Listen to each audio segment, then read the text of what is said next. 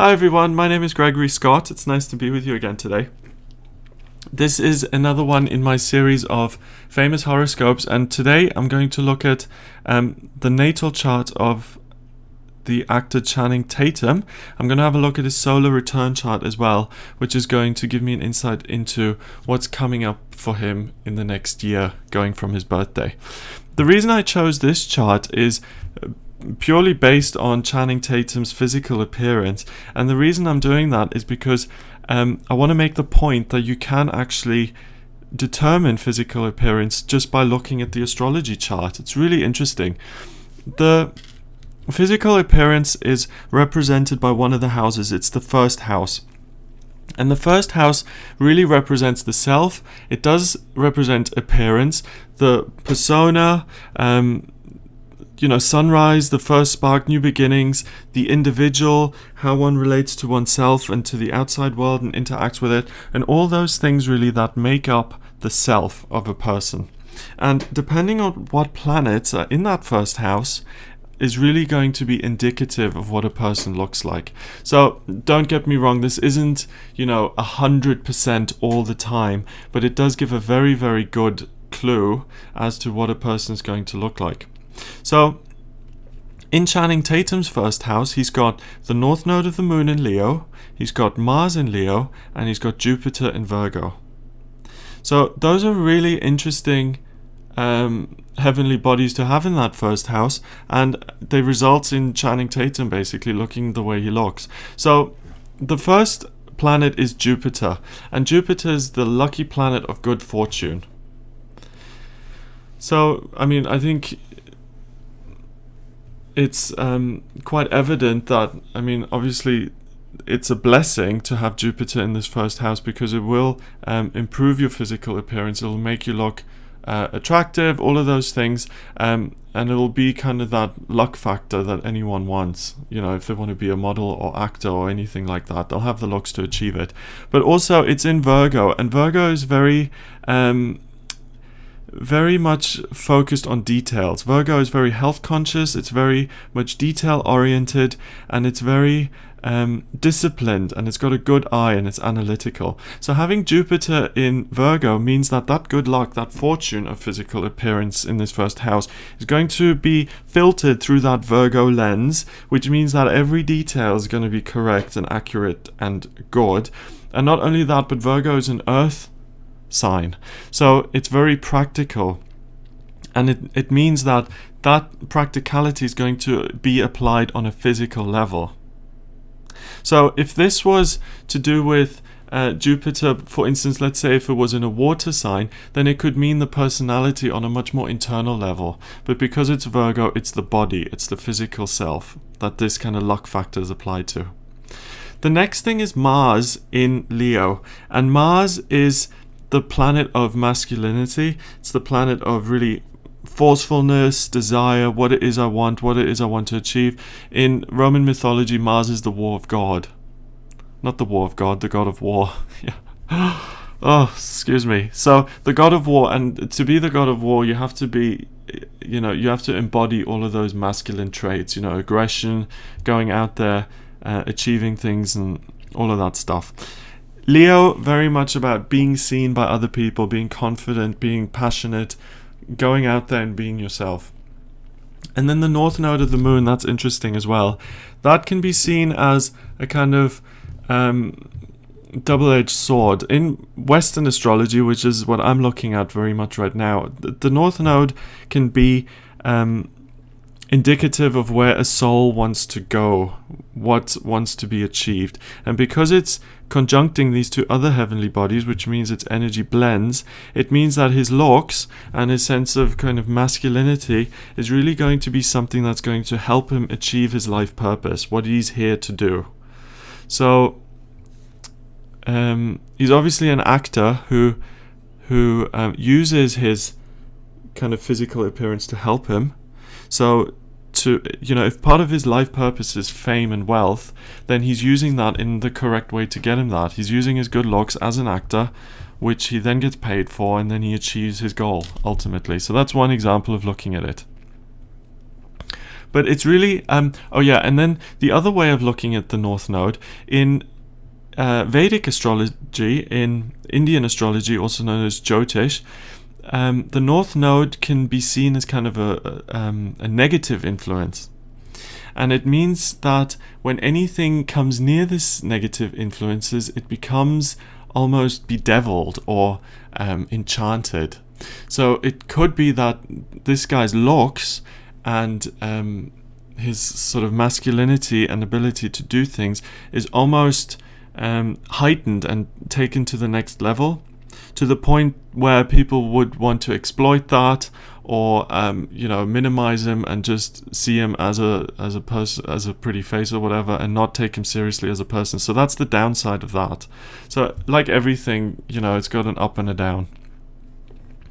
But the other thing that's really interesting is that he's actually got a mystic rectangle in his chart, which is very interesting. It's the big blue rectangle in the middle of the chart, and it's very much to do with if you think of a grand cross like we had in April 2014, which creates friction between 4 different elements of life, a mystic rectangle is very much about creating harmony between 4 different factors of a person's chart, and it really creates a great talent. And he has that between Venus in Gemini, Mercury in Aries, Neptune in Sagittarius, and Pluto in Libra. And it means that all of those elements are kind of combined together and flow naturally into each other and help him to really integrate all of those things into his personality. The first thing is Venus in Gemini in the 11th house. He's really going to be a dreamer, someone who communicates what he wants to achieve. He's going to be a people person. Mercury in Aries in the 9th house. He will have a real desire to learn and to pioneer things through his learning. So he's not just someone who's completely to be taken on a surface level, but he is a student. He has his own ideas, and he takes existing information and then repackages that and makes it his own. Neptune in Sagittarius in the 5th really indicates that he's a romantic, and that really corresponds with that dreamer side of him. He wants the family, he wants the perfect relationship, he is a homebody, he loves all of that stuff. And then Pluto in Libra in the 3rd means that the way he communicates sometimes can be a little bit hit and miss. So he is a lifelong learner, he is a student, so he does kind of learn as he goes, but that's not his main gift. That's not his main I would say in his personal life that he doesn't always have the right thing to say. He can obviously, as an actor, appear on the screen and say the right things there, but I'm talking more about his personal life, where sometimes I would say that he can come across as a little bit tactless, or speak before he thinks, and all of those kind of things. So that's really interesting in terms of having that in a chart, because it indicates a big personality and a big purpose. I want to move on to the solar return chart. And obviously there's a lot of other stuff I could look at in the natal chart, but I just want to give you a kind of overview. And the main theme here that I wanted to look at was the looks. Actually, in fact, before I move on, Saturn and the Moon are in the 2nd house, which would mean, and again in Virgo, which would mean that he has a hit and miss relationship with money. It's either really, really limited or really abundant. It's feast or famine with him. Saturn is that limitation and boundary and structure. So I'm not too sure about this guy, but I think he worked in some kind of... He wasn't always a big star, I don't think. I think he worked kind of menial jobs, and that would give him... that would be that phase of real limitation, and that would have to do with his Saturn return when that energy shifted. And now that he's kind of made it, he's got that structure, and he will have that money that he's made for the rest of his life.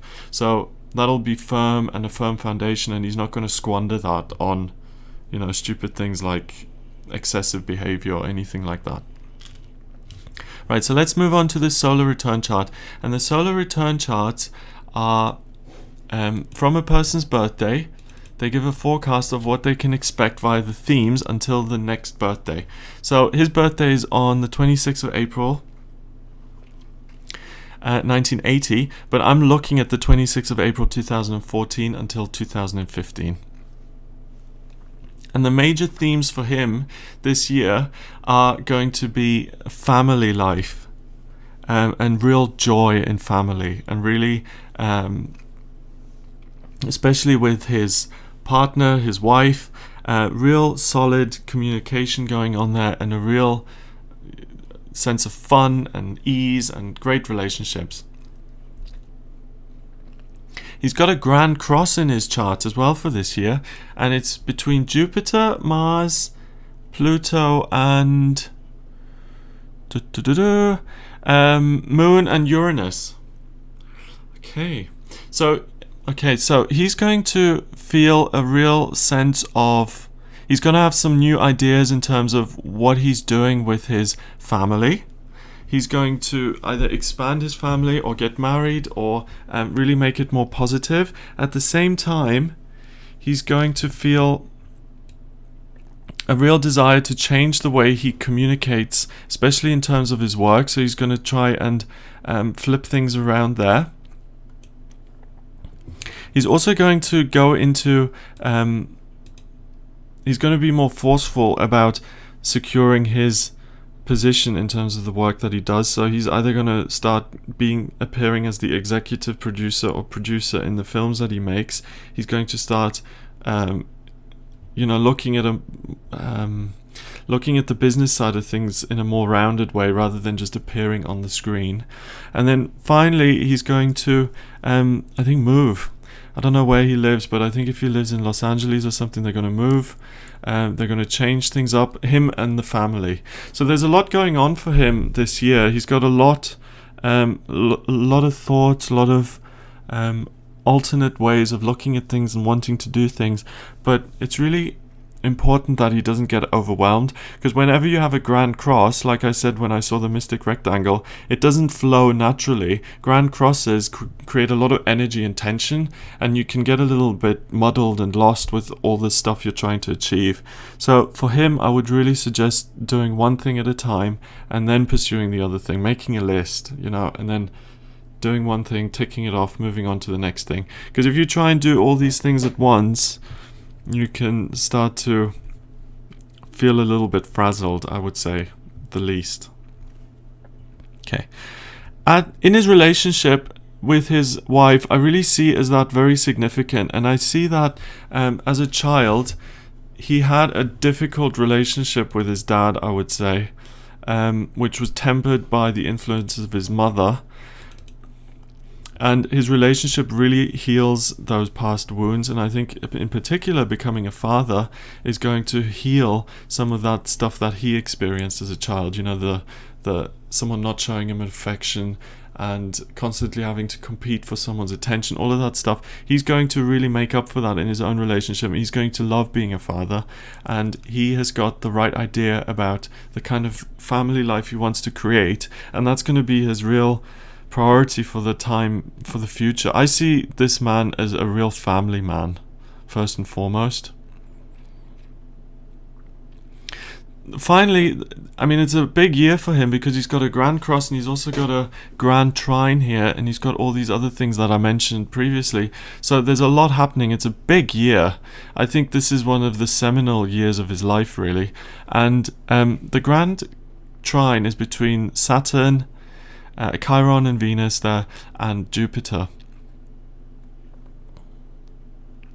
And basically it means he solidifies his family. He solidifies his family life, and that's really what's going to click into place this year.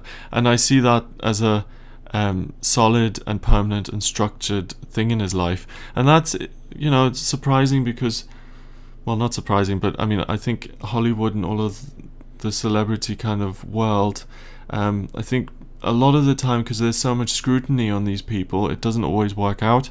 But for him, I really see this as a long-term permanent marriage with children. That's really going to be cemented in place this year. So it looks like a great year for him. That's all I'm going to look at for this reading. It's just a really, really quick overview of this chart. And the main reason I wanted to look at this was the physical appearance. And I think it's so great that, astrology really offers all these insights. It's a wonderful, wonderful tool. If you'd like to have me look at your personal chart, then please have a look at my website, which is gregoryscott.co.uk, and click on the readings section, which will give you some more information. You can also find me on Facebook, facebook.com/GregoryScott444, and you can also send me an email. The address is readings@gregoryscott.co.uk. Have a wonderful day, and I will see you here on YouTube for the daily tarot readings and the weekly astrology and tarot and what's going on in astrology and all the videos I do. So I will speak to you soon. If you'd like to leave a comment, leave it below.